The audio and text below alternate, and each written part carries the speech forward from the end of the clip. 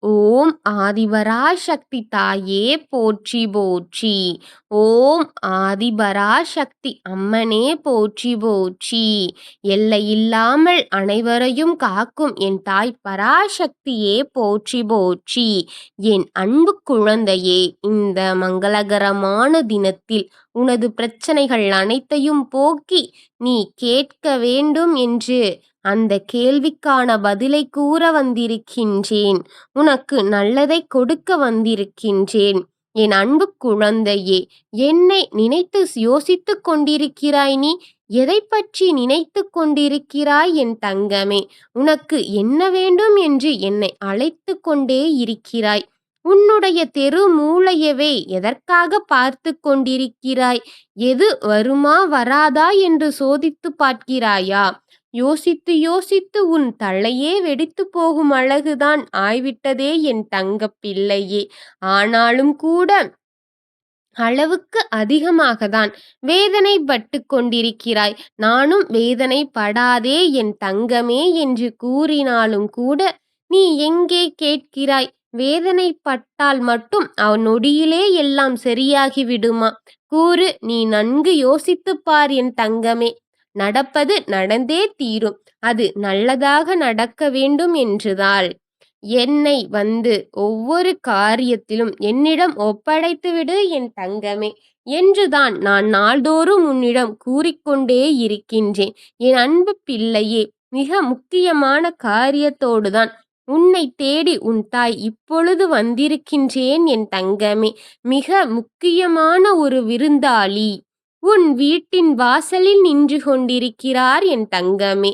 நீ இதை முழுமையாக கேட்டால் மட்டுமே அவர் உன் வீட்டிற்குள் வருவார் என் தங்கமே. அவர் இன்று உனக்கு நடக்கும் ஒரு தவறான காரியத்தை தடுத்து நடக்க வேண்டும் என்று நீ காத்திருக்கும் ஒரு நல்ல காரியத்தை இன்று நடத்தி கொடுப்பேன் என்று எனக்கு வாக்களித்து கொடுத்திருக்கிறார் என் தங்கமே. அந்த வெளியில் நிற்கும் நபர் யார் தெரியுமா? அவர் வேறாரும் கிடையாது என் தங்கமே. சுடுகாட்டு காளியே, உன் வீட்டின் உள் வர துடித்துக் கொண்டிருக்கிறாய். அதற்கு நீ இதை முழுமையாக கேட்க வேண்டும் என் தங்கமே. உன் வீட்டிற்குள் அழைத்துவிடு பிள்ளையே. காரணமாகத்தான் கூறுகின்றேன், என்ன தெரியுமா?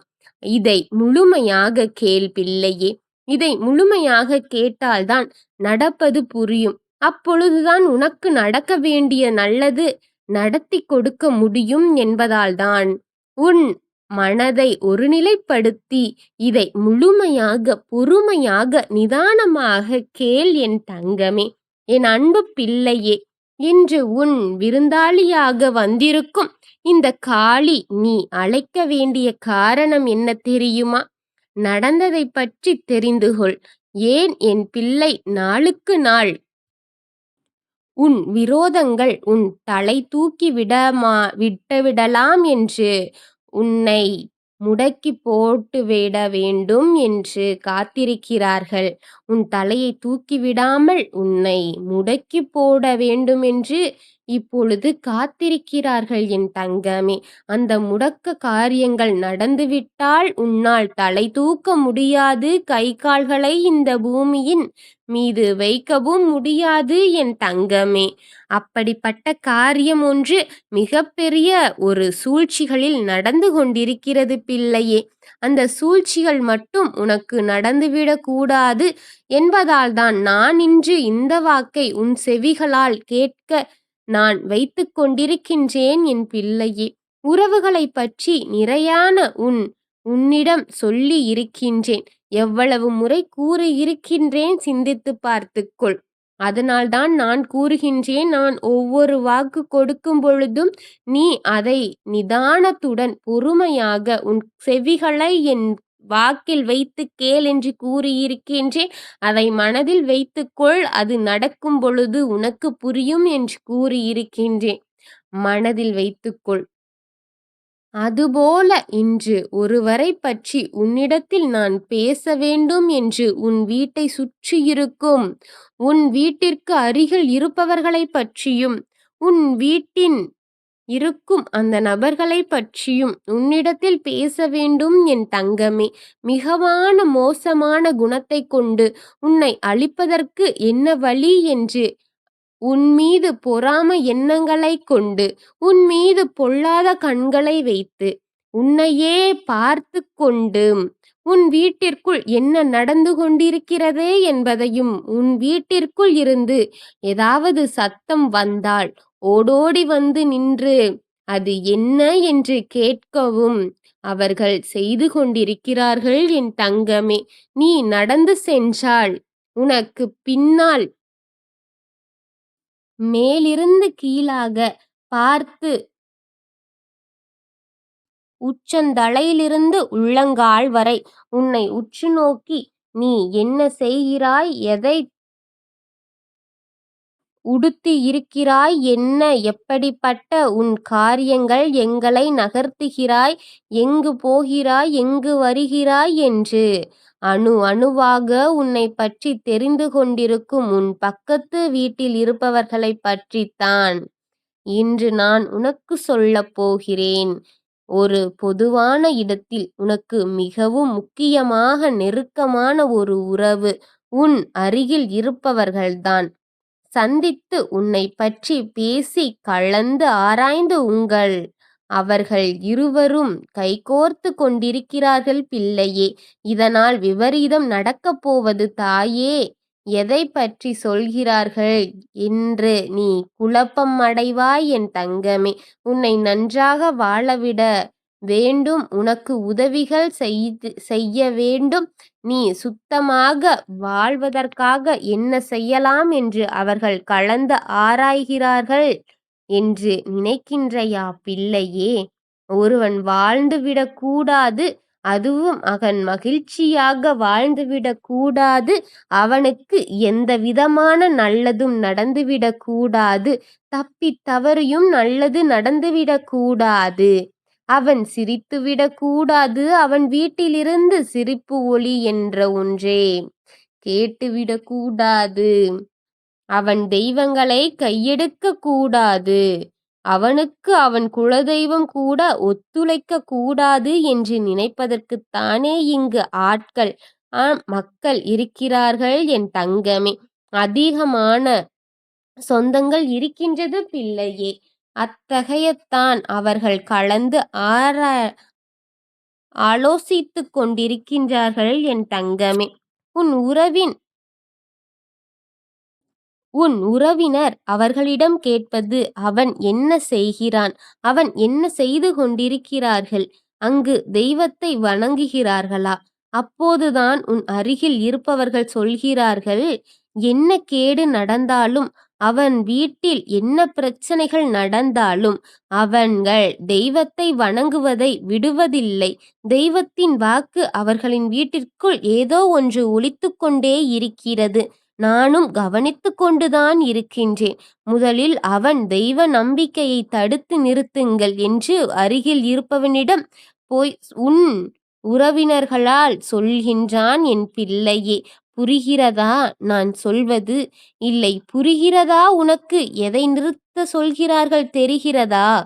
அவன் செய்யும் தீமைகள் உனக்கு முழுமையாக வருமோ, வராமல் போய்விடுமோ, அதை தடுத்து நிறுத்த சொல்லி உன் பக்கத்தில் இருப்பவர்களிடம் சென்று உனக்கு தீங்கு விளைவிக்க கொண்டிருக்கும் உறவர்களிடத்தில் சொல்கிறார்கள் பிள்ளையே. அப்பொழுதுதான் தெய்வ சக்தி தடுத்து நிறுத்த முடியும் என்று நினைத்து கொண்டிருக்கிறார்கள். உன்னுடைய தெய்வ நம்பிக்கையை தடுத்து நிறுத்த வேண்டும் என்று செய்யலாம் என்று சொல்லிக் கொண்டிருக்கிறார்கள். அவன் சென்ற இடமெங்கும் தெரியுமா? அவன் சுடுகாட்டுக்கு சென்றிருக்கிறான் பிள்ளையே. என்ன செய்ய வேண்டும் என்று தெரியுமா? ஆராய்ந்து பலரிடம் கேட்டு தெரிந்து அங்கே சென்ற அவன் உனக்கு என்ன பூஜை செய்கிறான் தெரியுமா? செய்த பூஜையை பற்றித்தான் இன்று நான் சொல்லியிருக்கின்றேன். சுடுகாட்டுக்காளி உன்னிடத்தில் வந்து சொல்லி அதை தடை செய்ய வேண்டும் என்றுதான் உன் வீடு தேடி வந்திருக்கிறாள். என் அன்பு பிள்ளையே, என்ன காரணம்? எதற்காக காளி உன்னை காப்பாற்ற உன் வீடு தேடி வரவேண்டும்? நீ இரக்க குணம் கொண்டவன். நீ யாருக்கும் எதையும் தீங்காக செய்துவிடவோ இல்லை தீங்கு நினைக்கவும் கூடாத என் தங்க குழந்தை. யாருக்கும் கெட்டது நினைக்காத என் குழந்தை என்று யாரும் கெட்டுப்போக வேண்டும் என்று நினைக்காதவன். யாருடைய உறவுகளையும் பறிக்க வேண்டும் என்று நினைக்காதவன். யாருடைய சொந்தங்களையும் நீ பிரிக்க நினைக்காதவன். யாருடைய சொத்திற்காகவும் சுபத்திற்காகவும் பறிபோகவில்லை. அப்படி அதை புடுங்க நினைக்காதவன் என்பது காரணம். ஒருவர் அழுதால் உன்னால் தாங்க முடியாத அளவிற்கு நீ நல்மனம் படைத்துக் கொண்டு இருக்கின்ற என் குழந்தை.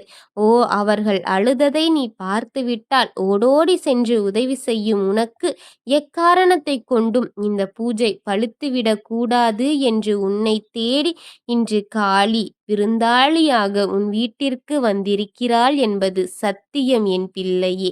எக்காரணத்தைக் கொண்டும் உன்னுடைய புத்திகள் தடுமாறினாலும் தெய்வ பக்தியை விட்டுவிடாதே. தெய்வத்தின் நம்பிக்கையை விட்டுவிடாதே. தெய்வம் இல்லை என்றால் இந்நேரத்தில் நீ இல்லாமல் போயிருப்பாய். இது சத்தியம். புரிகிறதா? புரிந்து கொண்டால் இந்த உலகில் வாழ்ந்து விடுவாய். புரியவில்லை என்றால் நான் தான் உனக்கு தடுமாற்றம் அதிகமாக வரும். ஒவ்வொரு தெய்வமும் உனக்கு துணையாகத்தான் இருக்கின்றது. இந்த நேரத்திலும் உன்னை கைவிட்டு வேடிக்கை பார்க்க கூடாது என்பது எனது உண்மையான உன் பக்திக்கு நான் செய்யும் சமர்ப்பணம். உண்மையின் என் தங்கமே, நான் நம்பிக்கையோடுதான் இருக்கின்றேன். தெய்வத்தை வணங்கிக் கொண்டுதான் இருக்கின்றேன் என்று நீ என்னிடம் சொன்னால் எனக்கு புரியாது. ஏனென்றால் நினைக்கிறாயா? ஏனென்று நினைக்கிறாயா? உன்னைத்தான் நான் அனுதினமும் பார்த்து கொண்டிருக்கிறேனே என் செல்லமே. தெய்வத்தை நம்பிக்கையை கைவிடாத உன்னை என்றும் தெய்வம் கைவிட்டு விடாது என்பது சத்தியம் என்பதை முதலில் புரிந்துகொள் என் தங்கமே.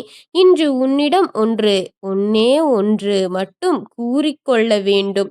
காளியை கைவிட்டு விடாதே.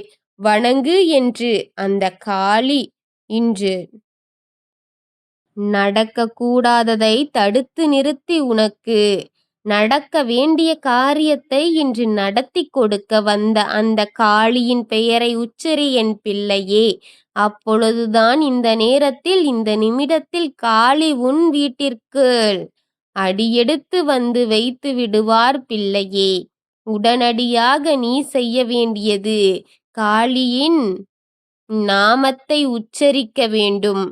முறை உச்சரித்தால் முறையாக உச்சரிக்க நடக்கக்கூடியதை தடுத்து நிறுத்தி நடக்க வேண்டிய நல்லதை இன்று உனக்கு நடத்தி கொடுக்கும் அந்த காளி இப்பொழுது உனக்கு நடத்தி கொடுக்க காத்திருக்கிறார் என் தங்கமே. இது சத்தியம், சத்தியம், சத்தியம். ஒன்றே ஒன்று மட்டும் செய். சலித்துக் கொள்ளாதே. காரணத்தோடு தான் கேட்கின்றேன் எத்தனை முறை என்று. சலித்து விடாதே என் அன்பு குழந்தையே. உன் மனதில் அதுபோல உன்னுடைய நல்ல காரியம் இன்று நடக்கவும் உனக்கு நடக்கூடாத கெட்ட காரியம் தடுத்து நிறுத்தவும் இந்த காளி நிறுத்துவதற்கு இன்று உன் மனதார இந்த காளியையும் பராசக்தியையும் வேண்டு. நான் உங்களுக்கானதை நடத்தி கொடுப்பேன் என்று நம்பிக்கையோடு நீ வணங்கு என் தங்கமே. இன்று உனக்கு அனைத்து கடமைகளையும் செய்து முடித்து தருகின்றேன் என் தங்கமே. உனக்கு அனைத்தையும் நடத்தி வைத்து உன்னை அரியணையில் அமர வைத்து வேடிக்கை பார்ப்பேனே தவிர கைவிட்டு விட மாட்டேன். முன் தாய் ஆதிபராசக்தி என் தங்கமே. ஓம் ஆதிபராசக்தி தாயே போற்றி போற்றி. ஓம் பராசக்தி அம்மனே போற்றி போற்றி. எல்லாவற்றையும் காத்து எல்லாவற்றிற்கும் நல்லதை செய்யும் என் ஆத்தா தாயே போற்றி போற்றி. வாழ்க வளமுடன்.